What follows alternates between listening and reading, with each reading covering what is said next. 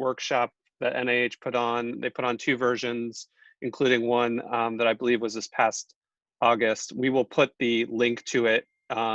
It's actually a whole playlist of various short sessions of about 15 minutes. We'll put a link to it in the chat so people can find that. And for now, I'm going to share my screen, and I will share the sound. In clinical trials. That's good. Historically, children have been largely underrepresented in clinical trials. And this is illustrated in this figure, which depicts the rise of controlled clinical studies beginning in the 1950s. And you can see that there was really a sharp influx that has occurred over the past decades, mostly for the adult populations.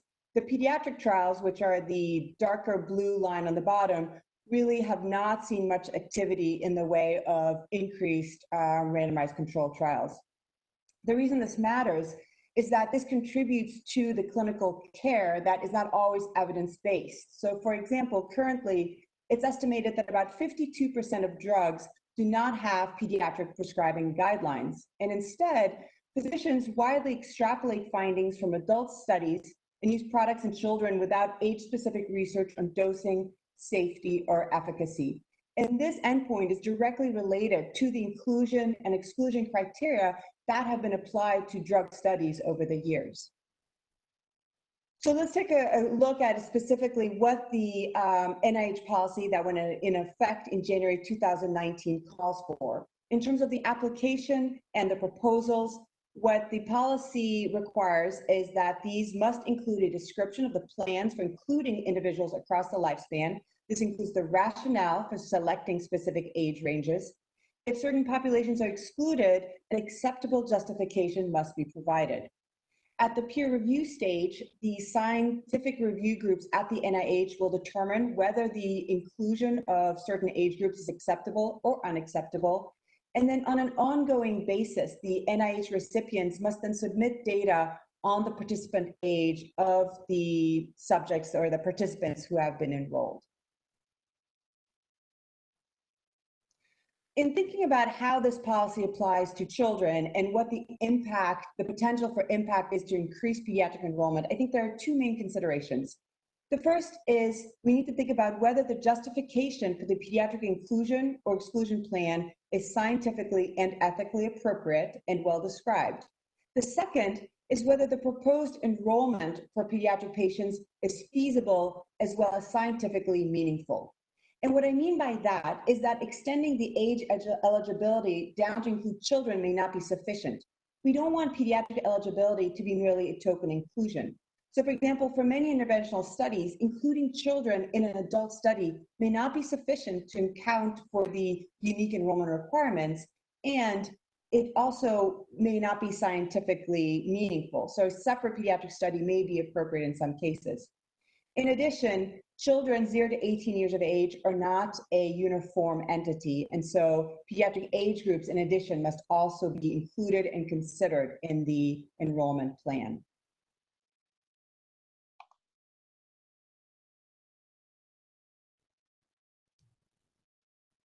So in terms of the evidence base, a fundamental question is whether participants in a trial are representative of the actual population who are living with the condition or conditions under study.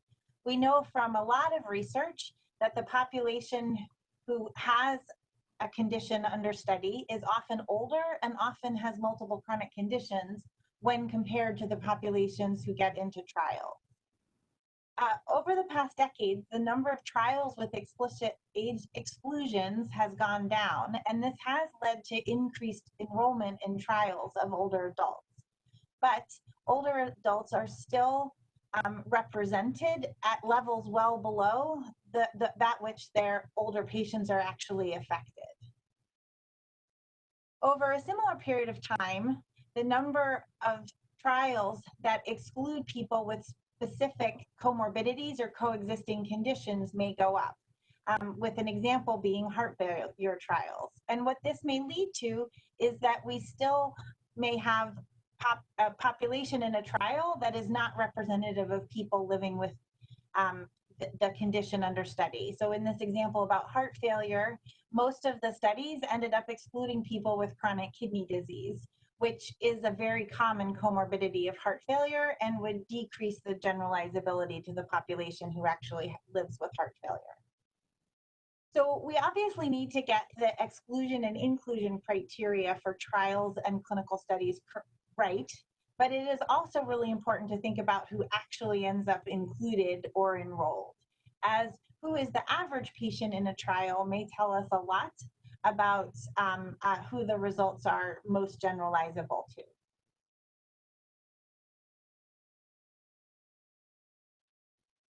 I'm going to talk about a study that was published in JAGS in 2019. This isn't Adam Hartman yet. Sorry about Highlighted that. the 5 T's framework. This builds off of the 5 M's framework, which I'll be sharing in a minute. And what this is a framework for communicating with researchers who don't specifically study aging to increase the inclusion of older adults in clinical research.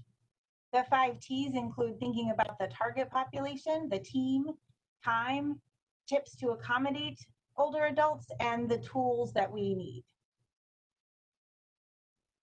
So for target population, the guidance given is to avoid exclusions that limit study generalizability, and fundamentally to understand the prevalence of the studied condition in older adults. And as some examples of the kind of thinking that you might want to do in this step, I'll share this work by Dr. Weiss and his colleagues, which showed that for these major chronic diseases, disease in isolation is actually the exception rather than the rule. With, for example, for coronary heart disease, less than 20% of older women who have coronary heart disease don't have any of these other 4 conditions that are listed here on the slide. And obviously, if you looked at a larger number of conditions, the number of people who only had heart disease would even be smaller. This next part of the 5 T's is to think about the team, and with the recommendations given to engage geriatrician researchers and aging experts, and to connect with caregivers and community resources to make sure that when we're thinking about this population, we're thinking about the full breadth of people that are involved in their care and well-being. In terms of tools, it's fundamental that we, in clinical studies, choose appropriate measures of function, physical performance, and patient-reported outcomes, and that we have to balance data collection needs with participant burden for measure collection. When we are designing studies, we need to think about the time needed. We need to anticipate longer study visits for some participants and be prepared to accommodate comorbidities and common impairments during processes and long study visit days. For example, providing food and using things like pocket talkers to help people with hearing impairment understand all the information being shared. It also may take longer to schedule follow-up visits, and we need to be thinking about these things proactively. We want to budget for things like door-to-door transportation and using things like high contrast print materials and large font size. And we have to plan for a higher attrition rate, which has implications for sample size and power calculations. And I believe all of these things need to be thought about as we're thinking about inclusion and exclusion criteria and the design of the study. For study design, they made comments about how to balance inclusion for representative samples, encouraging participation, making sure that inclusion yields scientific value. You can't just say we're going to throw 5 kids into the study or 5 older adults into the study. There has to be some meaningful. The staff that just came up with a study that overseeing this said, they literally said we're going to throw in 5 patients with a certain age group just to say that we included them. And that you might imagine that did not mean a lot of enthusiasm for me. And then there may be alternative study designs that you might want to consider as well. As far as the review process, there's going to be more. You will probably be seeing more over time about inclusion. I've already talked about the inclusion across the ages criteria. There may be, I don't know, no knowledge of this, but I wouldn't be surprised if there's more coming in those terms. And then for data collection, consider standardizing demographic data collection. I would just remind you, this is something that hasn't come up a whole lot this time for some reason. NIH has common data elements. That's a set of elements that you can use actually to populate your case report forms, so that collection of certain types of data are standardized across studies. A good example would be age bands or bands like a whole bunch of them. So think about it, that we don't have common data elements for every single disease and indication. They actually take years to develop, and it's a consensus process for experts in the community. It's a whole big deal. However, there actually are some core common data elements that would apply to any kind of study that you're doing, regardless of whether it's a drug, device, or behavioral intervention. But you really should think about using those, and there are actually pediatric-specific common data elements, so they're there to be used. So we had a webinar that for this group, that Carolina and I and Health Assurance did. So you guys did, but I hear people talking about it here, so I wanted to like throw it in there. So go back and review Carolina and Robin's webinar. Looking at things like reporting by age, we talked about how NIH has to report that to Congress. That's what the 21st Century Cures Act was about. And standardizing age grouping so that you have more meaningful interpretation of results. And then age-related outcomes. And then another thing is data availability is something you're going to see more over time. Training and education, implementing changes to the language used to define vulnerable and underrepresented groups. This is something we're a lot more sensitive to these sorts of things now, and so it's important to include that as a society, and so it's important to include that in your thought process, and the written language and verbal language that's used as you're recruiting and retaining participants in your studies. Increasing awareness and understanding of policies on inclusion and exclusion, and including appropriate expertise for the populations who you're actually studying.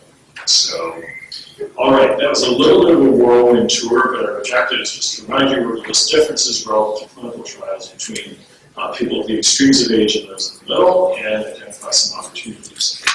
So that's all I got. But I'm happy to I want to leave a few minutes for questions.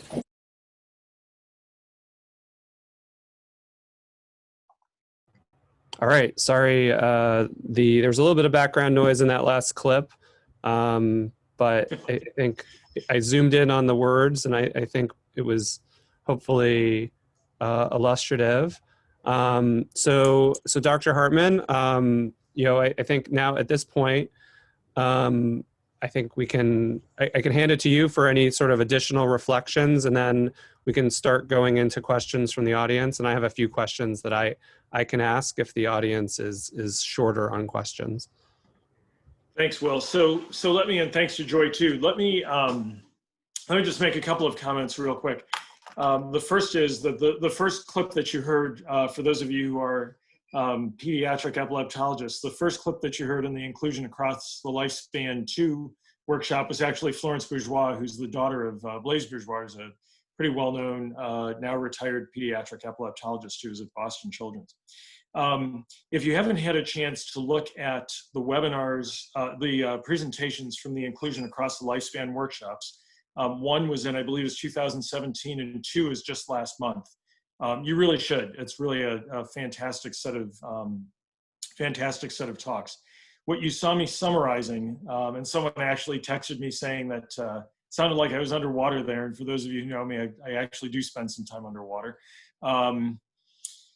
Sounded like I was talking from my Monday morning swim, right? It turns out what I was summarizing there was from the Inclusion Across the Lifespan workshop #1. It was some of their findings. So that was not my original text. That was actually taken directly from the workshop publication. So hopefully we'll have a publication from that workshop pretty soon. Aside from that, the other point that I wanted to make, and this goes back to something that, that Florence had said, is that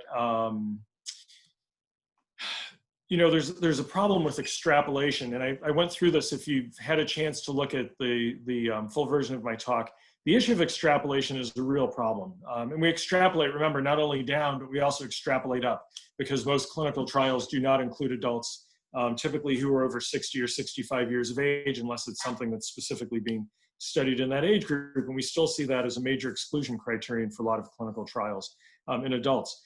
So there has been an effort at FDA to extrapolate in a way that is hopefully going to be, on the one hand, practical, and yet on the other hand, fairly safe.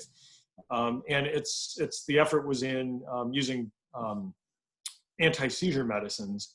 And the thought was that if the underlying condition is not substantially different in older children and adults than it is in children down to a certain age, then you could potentially extrapolate the efficacy data, but the safety and PK/PD studies still need to be done in younger children. So it's a sort of a little bit of a shortcut to that extrapolation. And it's a good example, something I was mentioning in the very first slide that you saw me present underwater, was that some of these studies have been done, but it's also a good example of, would you actually be able to do that study in really young children? And it turns out there's some pragmatic reasons why it's a little more challenging to do that in really young children compared to even older children. So I don't want to get too much into the weeds on that, but these are some of the factors that people think about when they're designing clinical trials in general. So from there, why don't we go ahead and I guess we'll open it up. Will and Joy, is that what you would like to do at this point?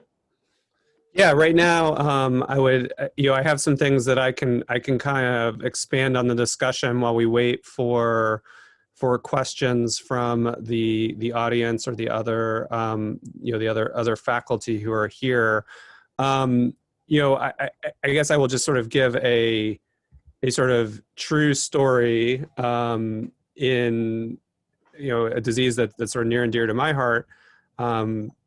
Neurologic, damage after cardiac arrest. We've started an adult study looking at duration of hypothermia after cardiac arrest called ICECAP, but we specifically did not include children for a couple of reasons, knowing that cardiac arrest in older adults is typically more sudden, more likely to be from coronary artery disease, a pathophysiologic process, which isn't usually directly mirrored in children.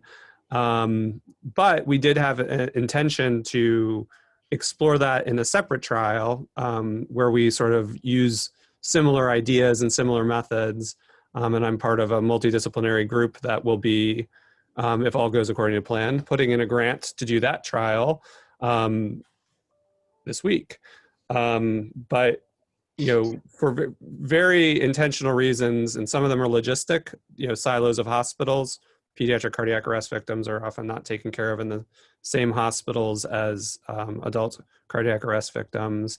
And that in pediatrics, there's a lot more of a respiratory component precipitating the arrest, whereas a lot of our population in the adult study is from people who were basically sudden cardiac arrest from previously undiagnosed cardiac disease. I think, another interesting thing is when we, that the idea of comorbidities is a little bit flipped in that many of the pediatric patients did have some pre-existing known cardiac, whether they're congenital abnormalities or others. And we expect to see a bit more of that in the pediatric study than the adult study, which is, I think interesting. So those are some examples of trials where we are looking towards ensuring that we answer the question in children and adults, but we are doing it differently. Yeah, Will, so you raise an interesting point. And so the policy, so there actually is a policy on this, and Florence in her comments sort of alluded to this, but it is, I'll give you the number for the notice. It is notice, it's NOT-OD, which is Office of the Director -18-116. And I think maybe you guys can put that into the chat. But, so there are reasons why you may not include people at, at the age, may not include all ages. And so maybe I can spend a minute, Will, just sort of going through some of that. And what I'm going to actually talk about is straight from that notice. And so the first is that the disease or condition does not occur in the excluded age group, or it's not relevant. So the example they give is Alzheimer's disease typically doesn't present in children. So you can exclude, that's considered to be a legitimate reason to exclude children if you're looking at, late onset Alzheimer's disease. Another is the knowledge being sought in the research area is already available for the excluded group or will be obtained for another ongoing study. An additional study would be redundant. We actually see this a fair amount. So an example might be if there's a drug that's approved in children and now it's going to be studied in adults. The study's already been done. So that's another reason. A third reason is that a separate age-specific study in the excluded age group is warranted and is preferable. So the example, a clinical trial designed to promote self-monitoring of blood sugar in adolescents with type 1 diabetes proposes to include only adolescents, and that's a scientific justification.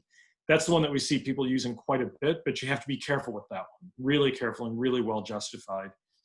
The fourth study will collect or analyze data on pre-enrolled study participants. And so this may have been data that were generated or collected from study participants before this regulation went into effect. So that's another reason why you may do that. The next one, laws or regulations barring the inclusion of individuals in a specific age group. So the example is regulations for protection of human subjects allows consenting adults to accept a higher risk level than you would permit for children. So for example, doing an MRI on a normal brain MRI on an otherwise normal child is generally because you have to sedate them. For a particular study is generally not considered to be an acceptable risk. The last one, the study proposes an unacceptable risk to the excluded age group. So children excluded from a phase 1 study for a treatment trial that includes significant risk, including death. So the risks don't outweigh the potential benefits, at least for that particular study. So take a look at the notice. We see a lot of people sort of try to skate around these, and sometimes it gets called out and sometimes it doesn't. But as we'll discuss, I think we're going to discuss this. When you have enrollment forms now, study enrollment forms, you have to put the ages into bins, and the program director at NIH has to review those data. And we have to make sure that there's, a good reason why the ages were excluded, ages at the extremes, a good justification for that. And also to make sure that the ongoing recruitment is appropriate for the age distribution that, that should be settled as well. Yeah, I mean, I think they're like, if we look, and I think one of the speakers mentioned that there's been fewer and fewer age restrictions in clinical trials as they've gone forward, but they still remain common for those who are in the stroke world. In the European studies, they took an approach where people over 80 weren't included in alteplase trials, and mainly that was, as far as I can understand, not having been involved in the planning of those studies, but my understanding is that was mostly because of a thought that they wouldn't contribute meaningful information given a generally poorer prognosis. But that's one of those study design things where you have to be really careful, because a lot of older people, particularly as the population ages, have stroke. In fact, age is probably the most important risk factor for stroke. So that leaves the clinicians at the end, if older adults are underrepresented in thrombolysis trials but are frequently coming in, you really do have to sort of scratch your head as to what to do. And sometimes, like in the example of people outside the 3 to 4.5 hour window for TPA for stroke, you kind of work to walk it back by kind of clinical practice later and sort of a lack of a biological reason for things to be different across groups. But perhaps if the trial had been conceived a little differently at the front ends, it would just be easier to know that those are the patients you're working on. So certainly, Dr. Hartman, we are waiting to see if any additional Q&As come through, but I do have a few things to talk about, and certainly would defer to you if there's a subject that you want to get to just to be, I think, compassionate to the folks here, and we really appreciate the attendance. We will try to like round up and kind of come to some key points at the end, hopefully maybe at about 10 till, unless there's really a heated discussion that needs to go right up to the end.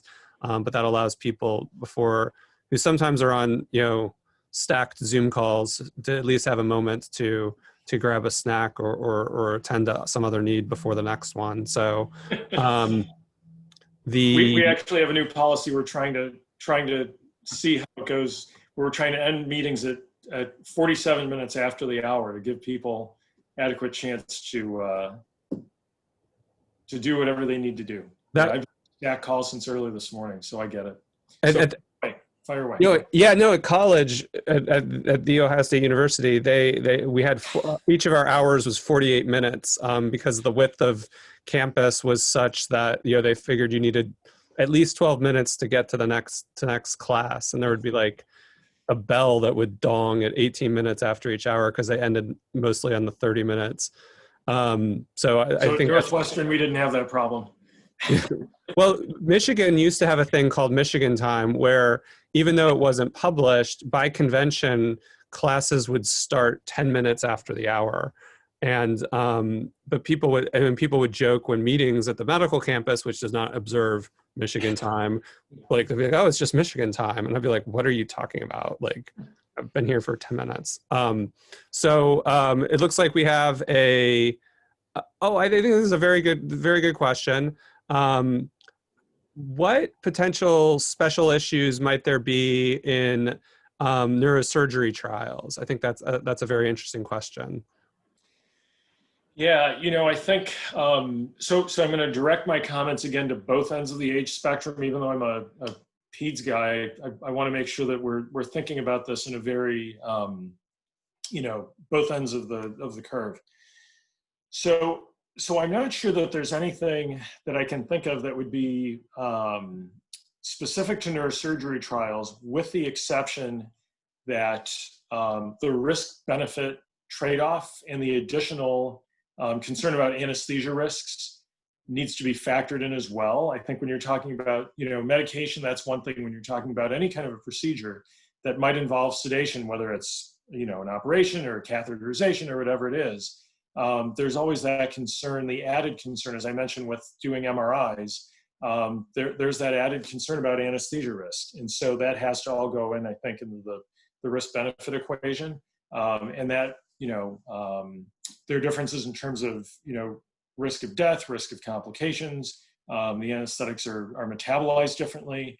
In older people, you have them on a lot of other medications. And so, have all those interactions as well, potential drug interactions. And so I think, at least in my mind, procedure-related studies, not just neurosurgery, but also, for example, vascular neurology and some others, I think that, at least when I think about it, there are both the pragmatic and the ethical issues that go into those procedure trials as well. And I don't know, I see that question came from Robin. I don't know, Robin, if there were other issues that you were thinking of that need to be addressed at the extremes of age. I think one thing while she's thinking about that is, you could think of neurosurgical trials pertaining to traumatic brain injury, in that that certainly, we have an ongoing one that includes patients who are over 16, knowing that sometimes a trauma victim may not be identified. And I was as tall as I was now when I was 16, and many kids when they're 16 are quite big, so that in many phenotypic ways, they're going to come in and look different. And obviously their brain is going to be more plastic at that age than perhaps an 80-year-old, but it may be very similar to a 20-year-old.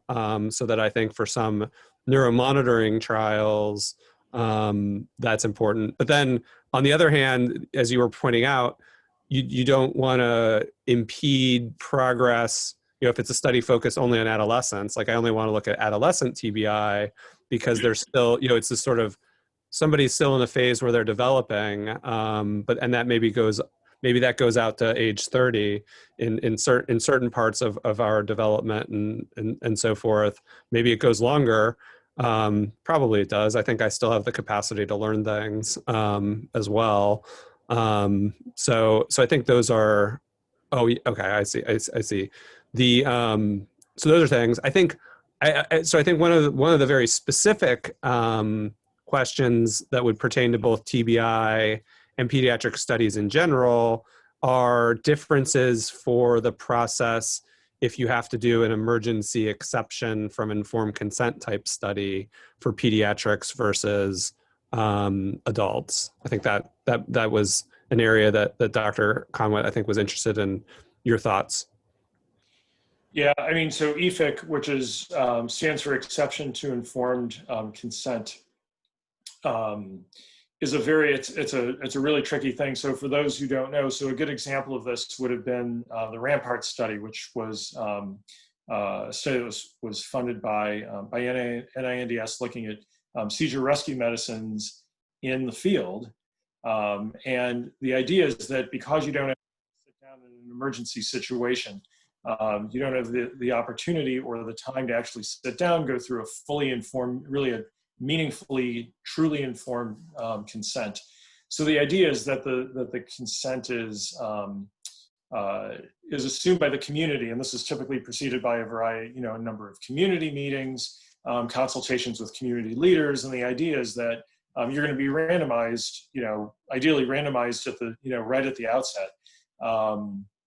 And so I think that there are, so children were a part of the Rampart study, as well as adults. And so, so there are, so EFIC does count, but again, you have to, it's a very long and deliberative process that, that the study team has to go through, but it has been done in children and it, as well as adults. And so I think as long as the IRBs are convinced that all the potential, that there has been some level of informed consent, that this, again, at the community level, that the study will usually, proceed, will go ahead.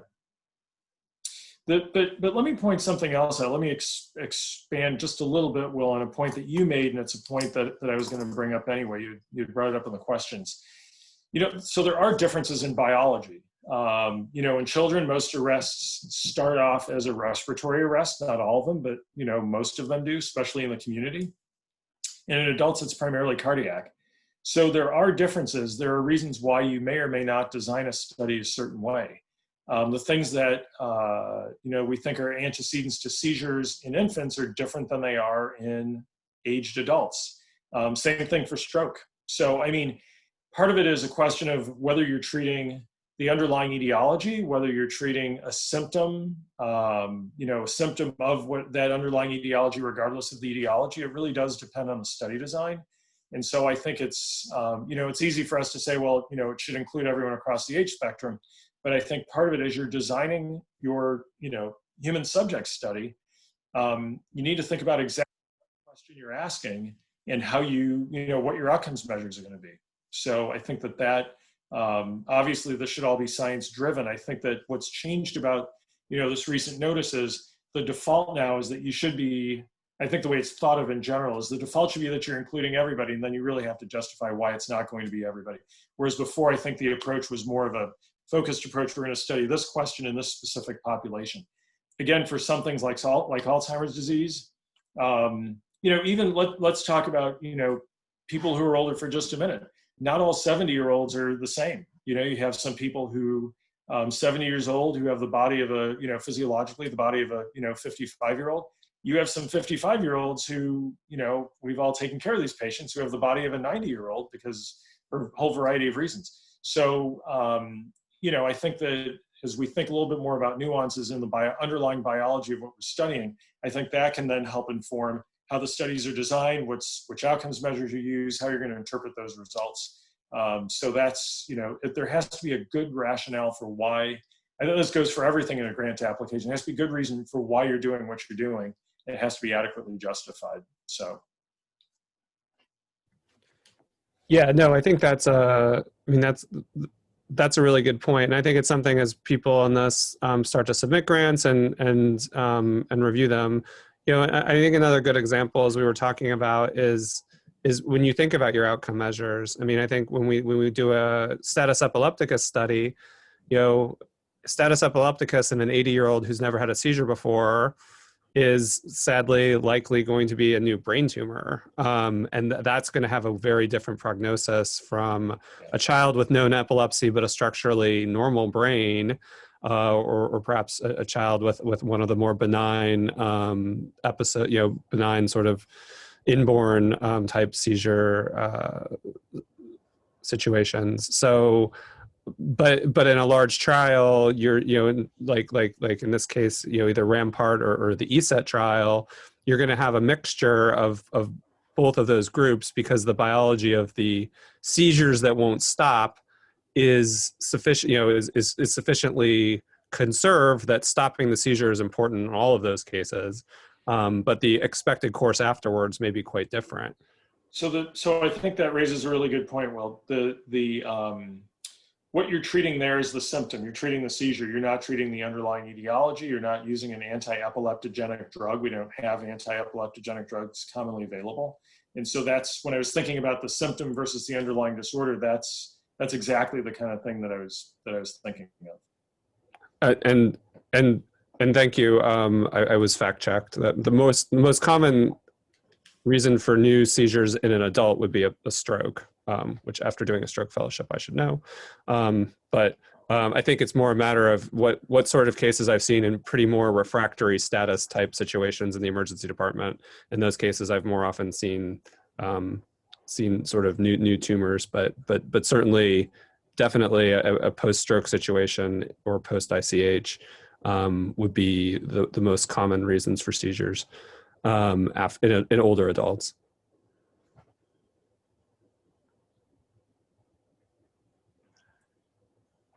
All right, looking for another question here.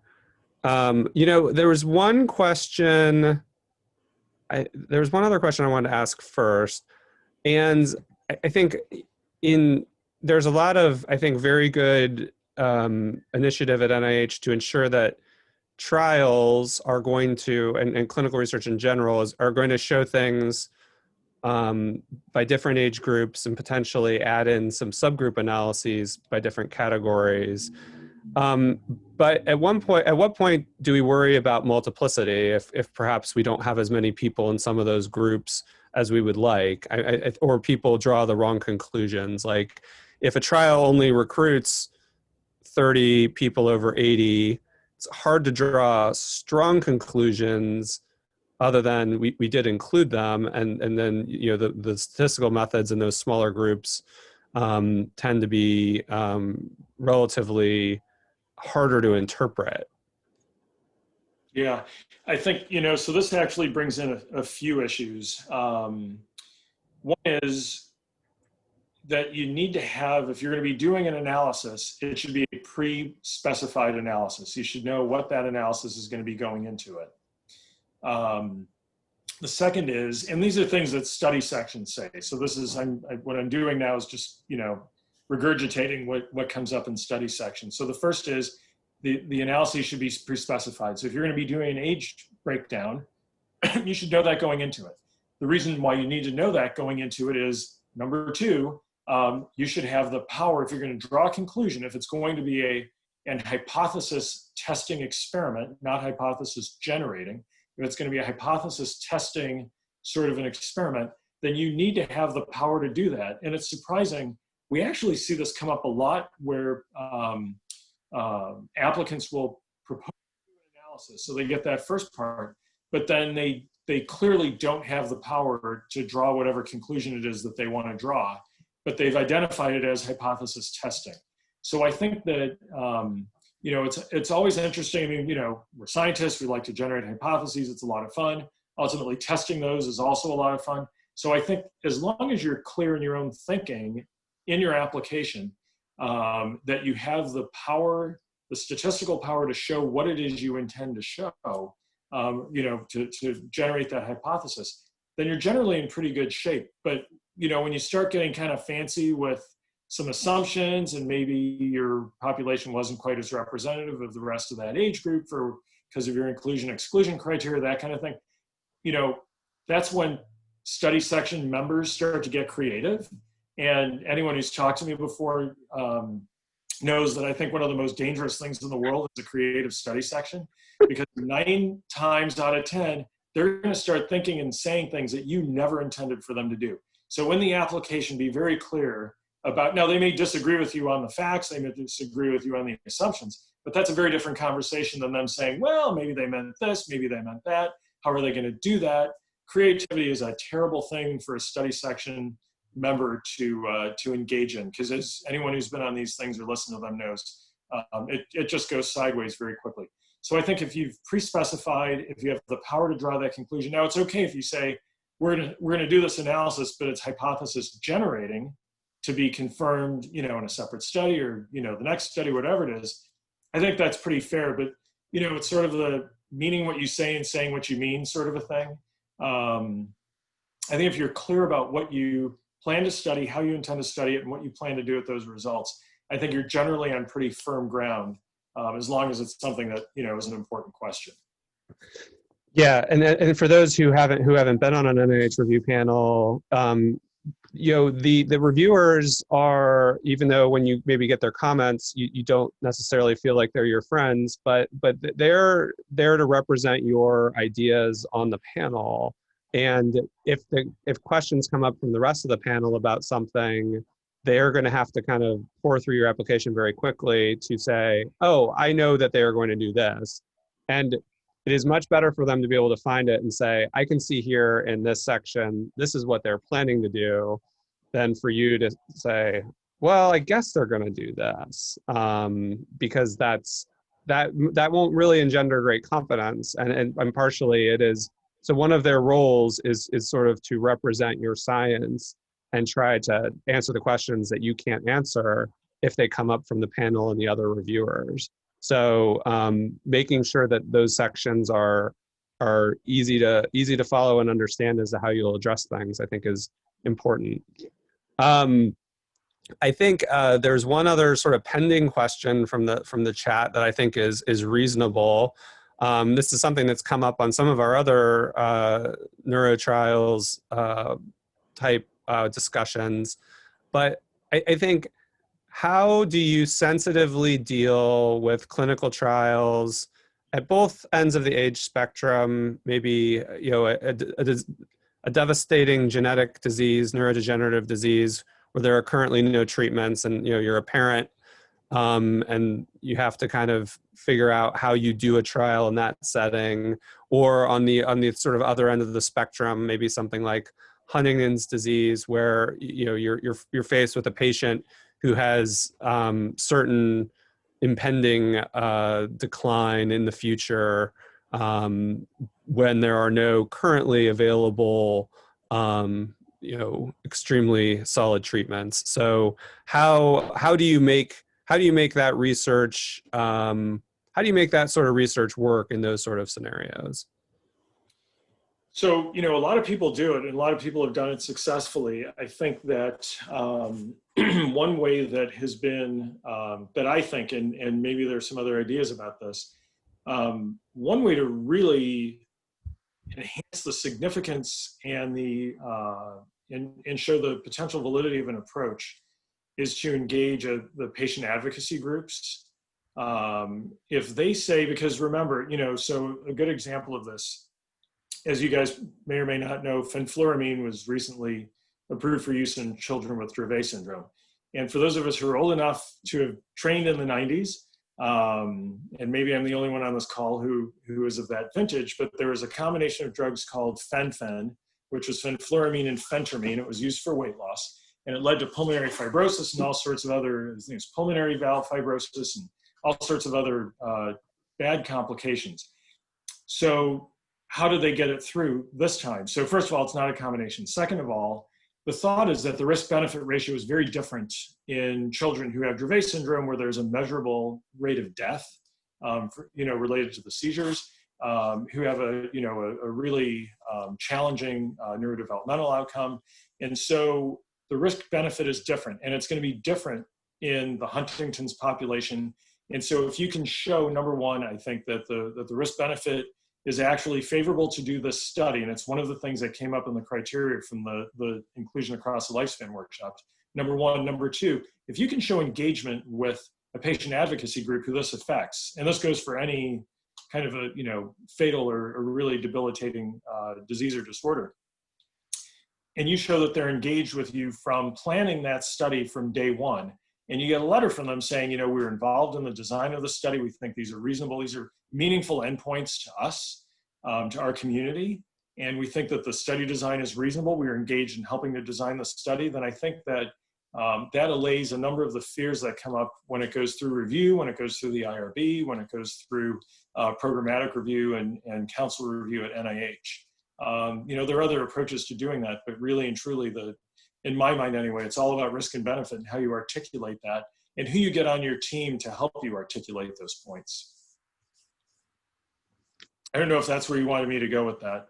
Yeah, no, I mean, I think another just example that we sometimes cite is engagement of people with the disease or who have been affected with the disease. It can be, it is always a good idea, but people may have different, they're coming at it from different places. You know, there is an advocacy lens, which is we need to have something, and then there can be more sort of altruistic scientific ends. Both of these are important, but you know, here's how we do the research, how we collect the right outcomes, and how things are meaningful, and kind of getting, because I think sometimes people are just don't know where to get started with those things. But a lot of groups have done that very effectively. The Parkinson's Disease Foundation has a really good network that they use to train people to be research advocates to really help design the research. Example, when we were planning a spinal cord injury trial, talking to people with spinal cord injury and what their daily needs are and what treatments are in terms of dealing with pain and spasticity were extremely important. And if you have an outcome measure that is pure motor, when pain and spasticity are really the problems, then your outcome measure for your entire design is missing the boat of the people who are you know, suffering from that disease. So I think we've used 3 minutes over my allotted 50 minutes, which I think is okay. But I think just some key points to remember, and Dr. Hartman, just jump in if you think I didn't, you know, I'm not encapsulating this, but one, you know, that notice gives you really a lot of the rationale and what you need to do to get your grant applications thoughtful and in line. Number two, this isn't really a takeaway point, but please evaluate the webinar. The link was just put in. And number three, I think one of the key things is to really, and this is I think a theme at NIH, but think about the interplay between biology and age. Be thoughtful and intentional about any groups that you aren't going to include voluntarily because of whether it's practical or logistical reasons. I think take care to make sure that your research procedures are sensitive to the needs of people at the ends of the age spectrum, whether that's parents, children, or older adults, so that the materials that you use and the processes allow for adequate time, at least in diseases where adequate time is available prior to treatment decisions needing to be made. And, you know, I think, and really, you know, while these are added features in grants, they're quite important so that we can use this research for the people who have the diseases in the future. And, you know, with that, anything else to add, Dr. Hartman? No, I think you summarized it really well. And if anyone has any questions, please feel free to, you know, ask Will. Cool. I You usually can send it on to me if I it's- usually take 1 to 7 days to answer emails, but I will definitely try my best. All right. Well, thank you, and thank you all for your attention today. And you know, thank you as always to Joy for organizing and coordinating. So have a good rest of your afternoon. Thank you, Thanks, everyone. everybody. Take care. Bye.